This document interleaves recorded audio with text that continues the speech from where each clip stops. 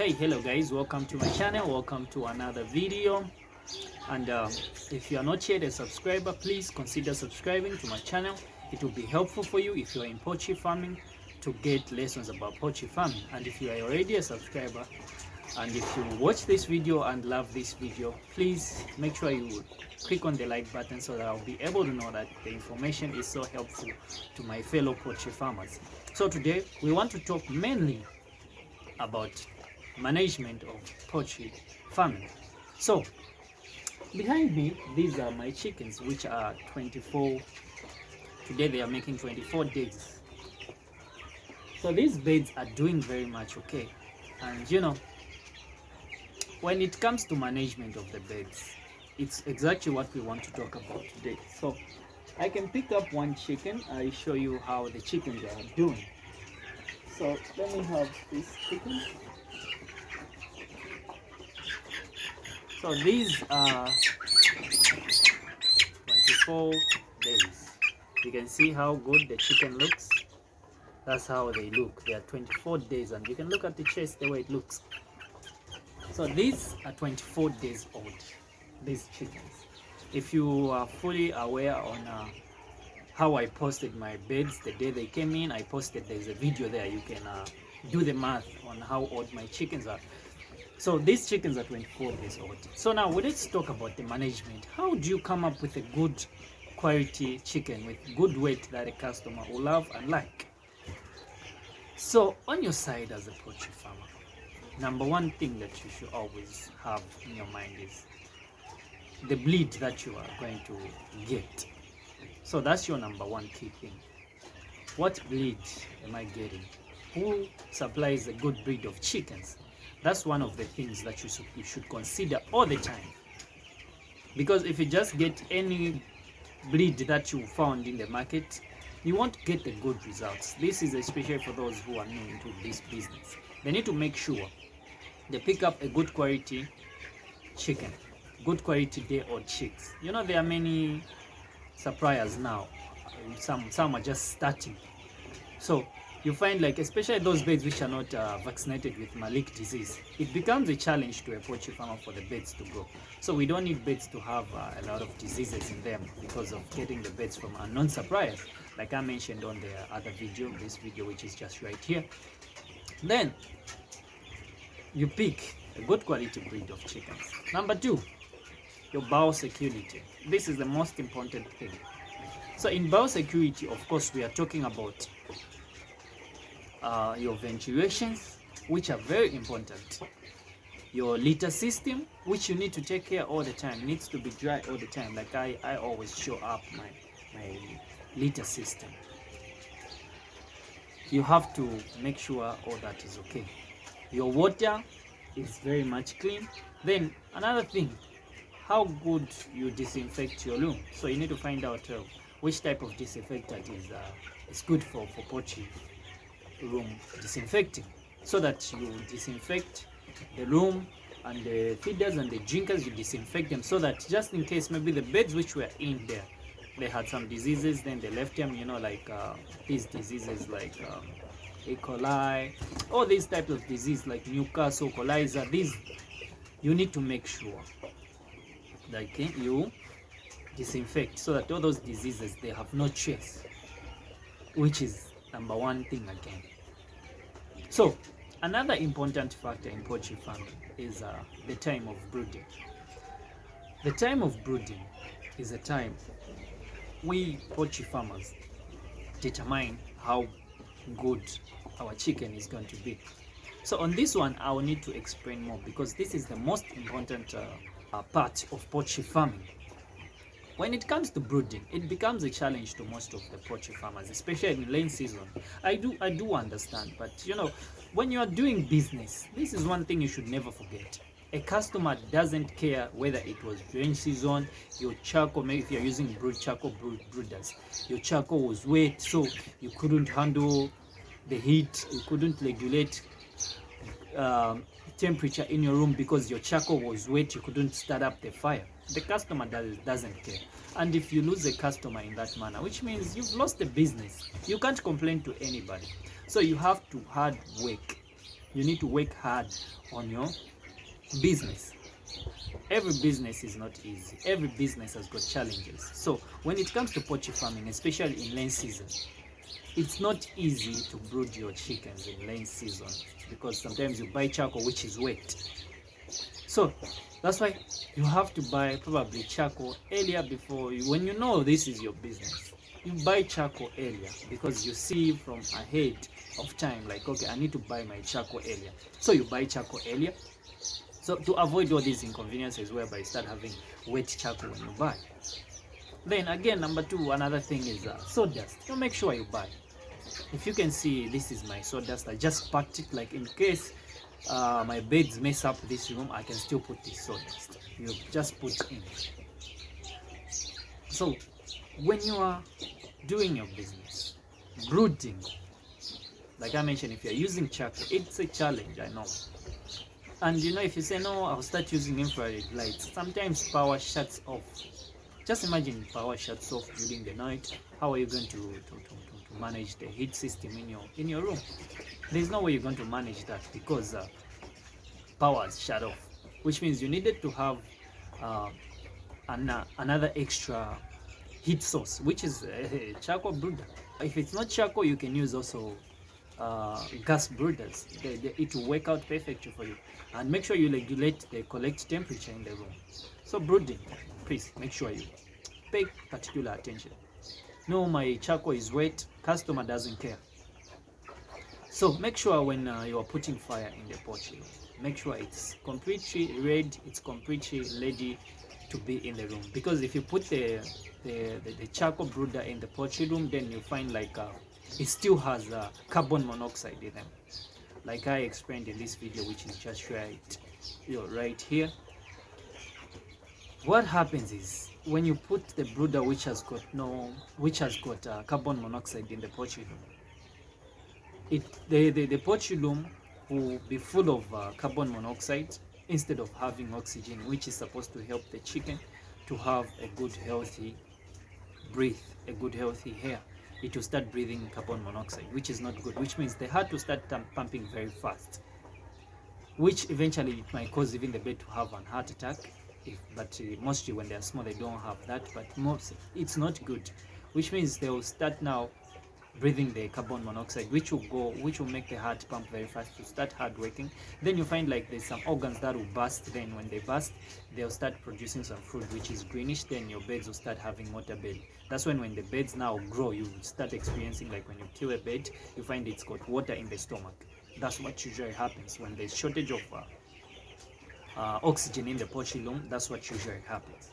So make sure you handle your brooding time carefully and very well, because if it's not well managed, these are the challenges you start having.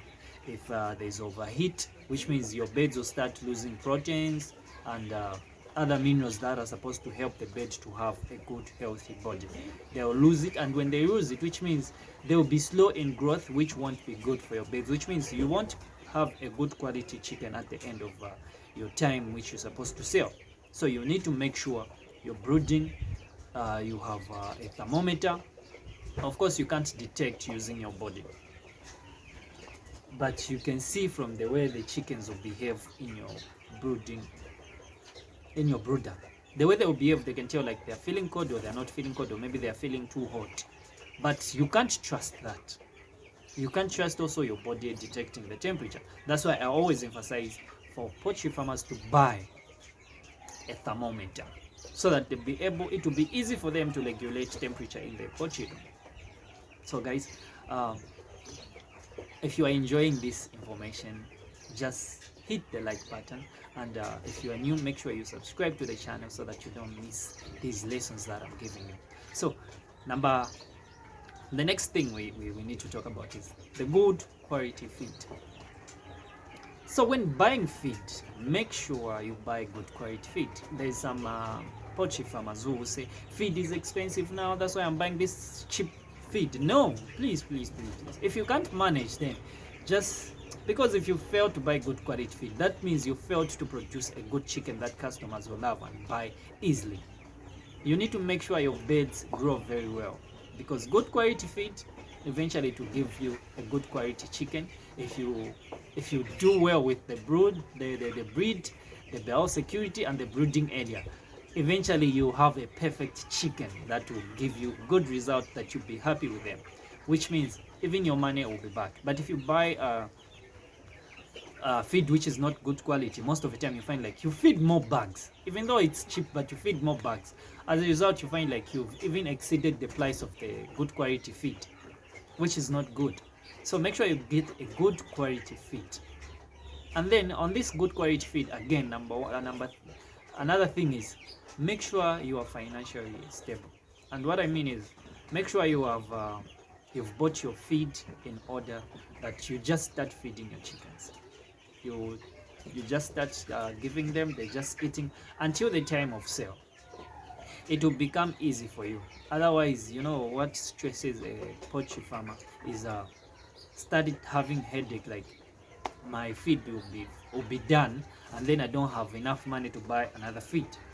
Then what eventually comes into a poultry farmer's mind is like, and if I don't feed them, they won't grow very well. And eventually you are sending that energy to your chickens, and of course they won't grow because you don't have you don't have feed. And then your emotions and your negative mind will send a signal to the chickens, and eventually you find like your birds will be slow in growth. So if you buy feed, like you see, these are my feeds I bought in advance so that I can just start giving the chickens. Then another thing, you should also buy your medication first. I also bought a stress pack just in case when my birds experience maybe a disease. When they finish drinking the medicine for that disease, then I can give them stress pack to relieve that stress. You buy all those things in order. That way you have a positive mind to say, okay, my chickens will grow because I have everything. Your mind will be positive, which means you'll be sending the positive energy to your chickens, and the way they will grow very fast, you'll be surprised. You'll be very surprised. That's the secret of poultry farming. Buy everything you need, and then you have a positive mind. Then you send a positive